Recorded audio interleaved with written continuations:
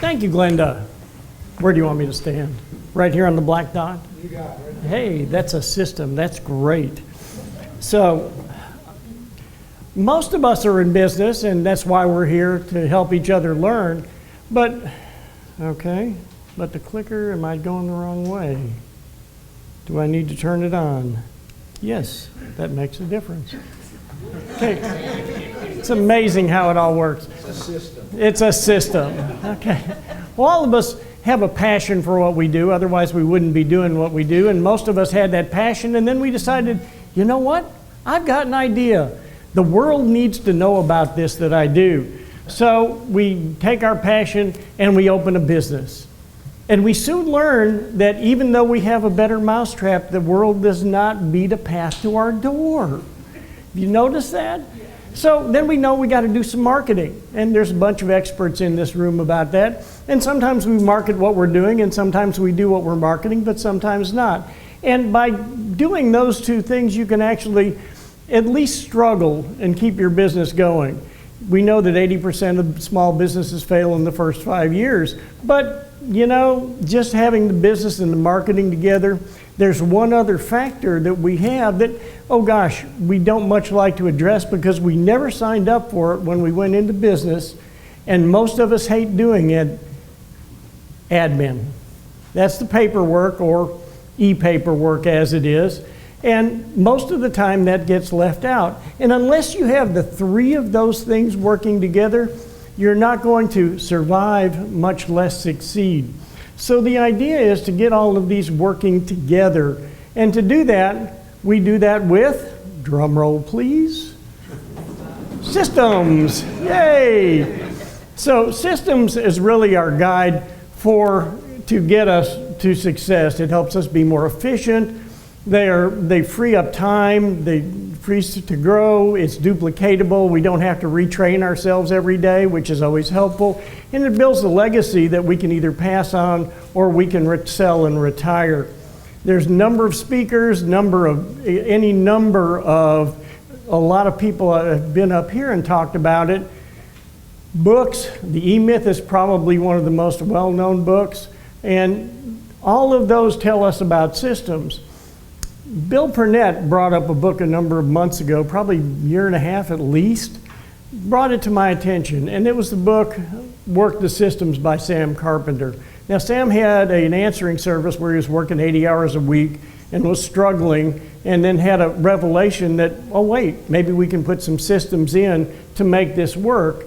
And I read the book, great book. I recommended the book to a bunch of people and said, boy, this is great stuff, but I'm too busy for this. Anybody else have that thing when you read a book? It's a great idea, but I haven't got that round to it that Bill talks about. So I was working on Facebook, which as a humorist I do. If you don't know me well, I have a pun page on Facebook.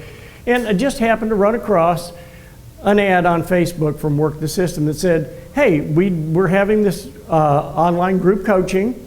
And it's, we do email access, there's private appointments involved, videos with Sam Carpenter. I went, that's kind of interesting. Maybe I ought to do something about that, because although I've been in business a number of decades, I don't have a number of decades of experience. I've got 1 year of experience for a number of decades. Anybody else relate to that? So I decided to follow Albert Einstein's quote that says, no problem can be solved at the same level of consciousness that created that. It's kind of like the definition of insanity that we all know. So after looking at it, seeing, is this something that I want to do? Is this something I can do? Talked to my wife, we said, yeah, let's invest in that. So I signed up for it, and what we wanted to do for the business was, provide higher level of service for our clients, make them happier, grow the business, like to work fewer hours. I mean, I'm only working half days now, but that definition of half day means 12 hours. They're half days. And wanted to make more money for myself and for my staff. And again, build a legacy, because I'm young enough that I really want to have some things I want to do with my life before I, move on. So we signed up for it, and let's first get a definition of what is a system. And the system is a regularly interacting and interdependent group of items forming a unified whole.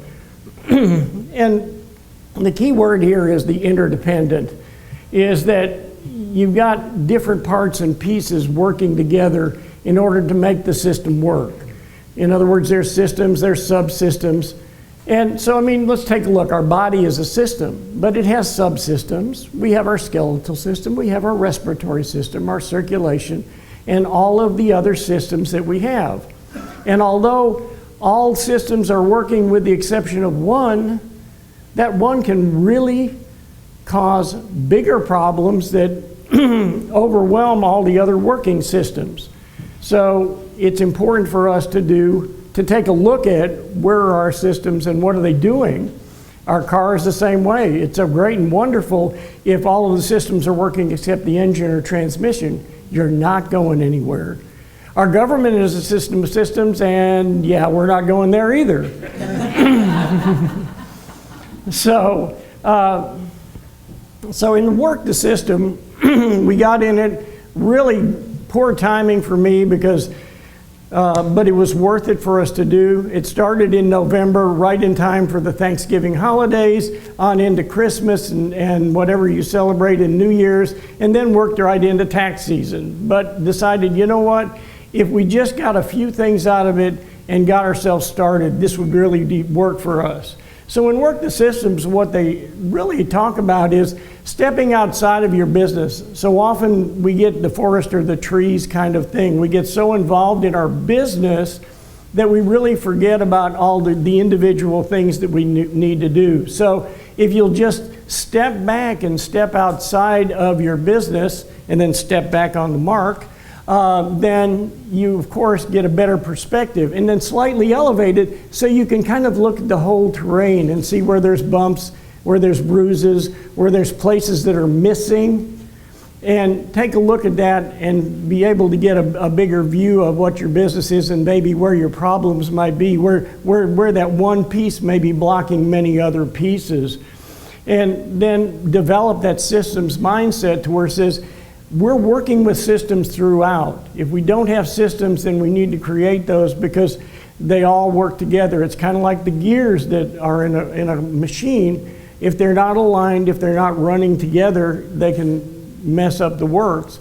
And then create a culture for your people that systems work, and then continue to tweak the systems. How many times have we set up procedures in our business? Hey, I've got all these procedures, and you never look at them again. I know that's never happened to any of you, but you probably know some people it's happened to. So what we did was, we started this up, and in the training and in the coaching, we started off with developing a systems mindset, creating a strategic objective, which is kind of the big picture on what do we do, the operating principles, that's, what are our values, what are our standards, what are our working procedures, which the nuts and bolts of getting things done, and that's the checklists and other things that we have. To continue then to look at them, work with them, and hone them to create that systems culture, and then have mutual accountability among everybody there. Everybody is responsible for their piece and making sure it gets passed on. So in the systems mindset, of course, it improves the flow. When a problem occurs, don't look for the person. If somebody majorly screws up, you don't fire them, you go, where did the system fail?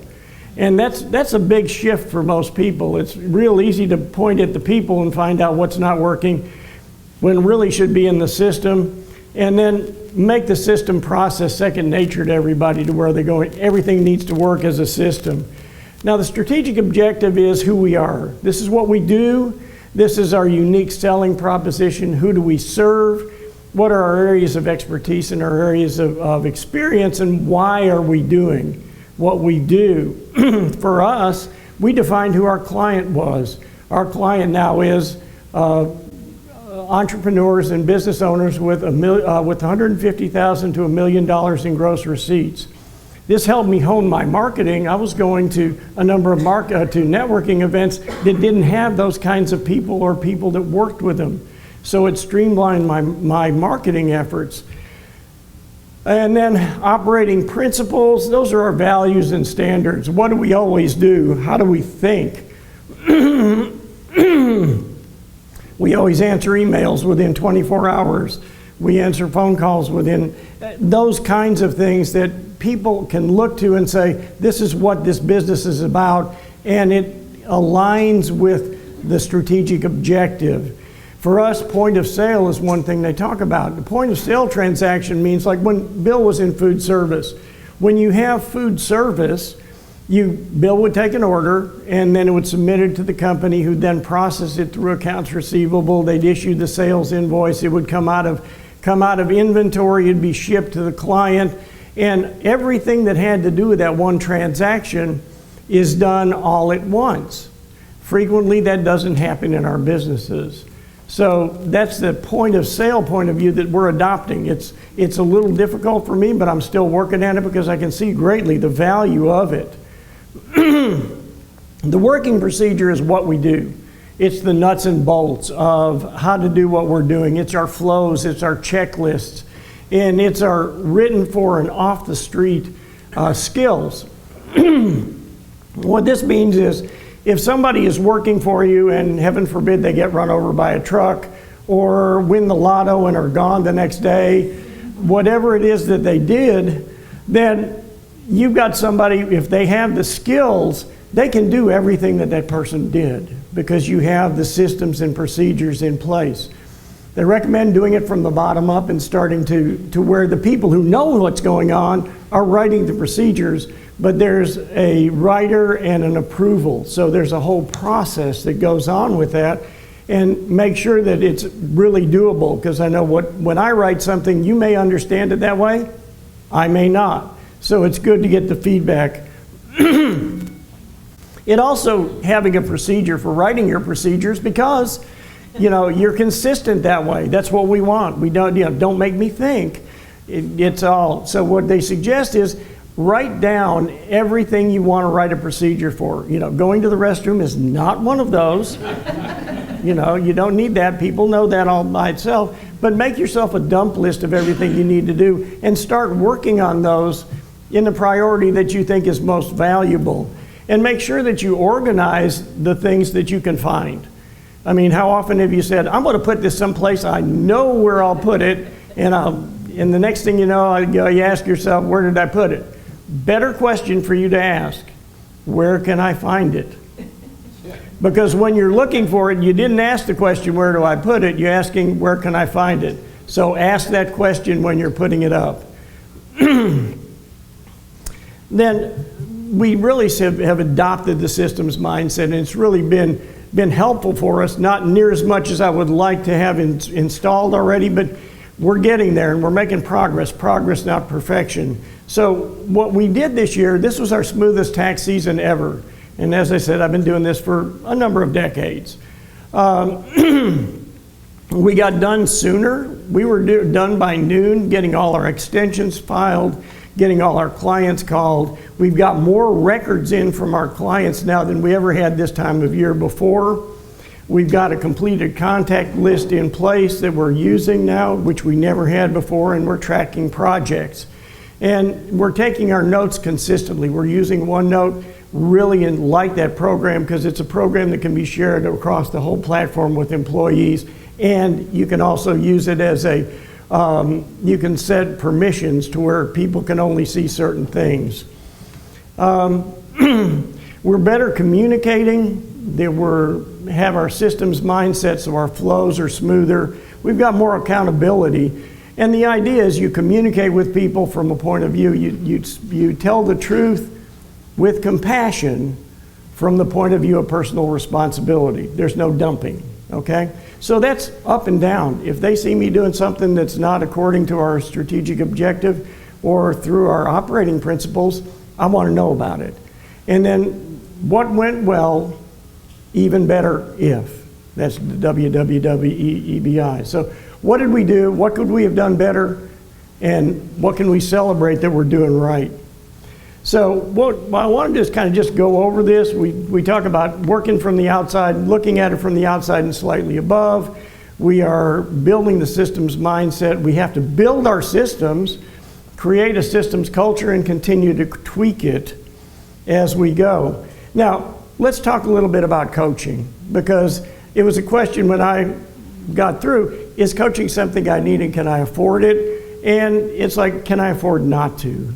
So it's important to get the outside perspective, know your blind spots, somebody else can see them. And the lost opportunity cost is probably the biggest thing that you're missing.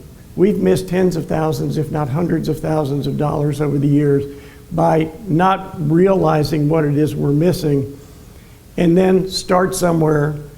It's not an instant fix, it's a process, it's a system. And so that way you can move from business, marketing, and admin to doing what you love, which is leadership. Are there any questions? Les?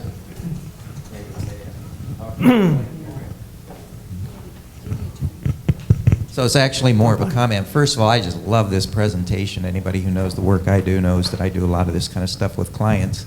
But one of the things that you mentioned was the continuous tweaking. Mm-hmm. And I can't emphasize enough how important it is to have a system for that, because once you establish a predictable path with a system, you have a tendency to do it over and over again, particularly if it's doing well.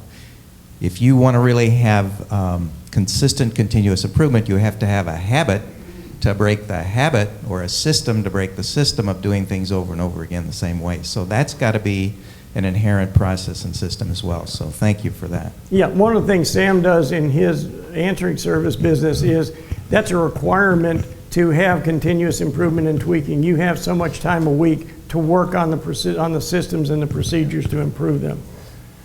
Anybody else? Wow, either I baffled everybody or I've done a good job. Ah, there's Bill.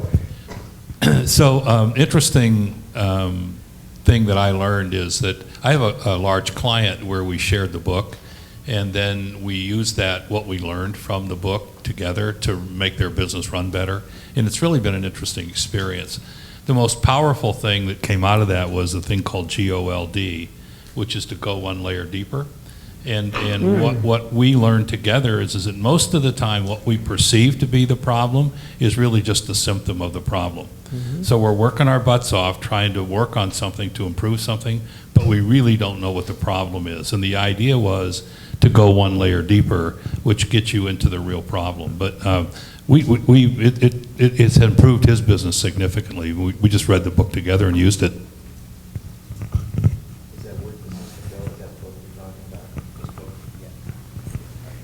It's this book right here.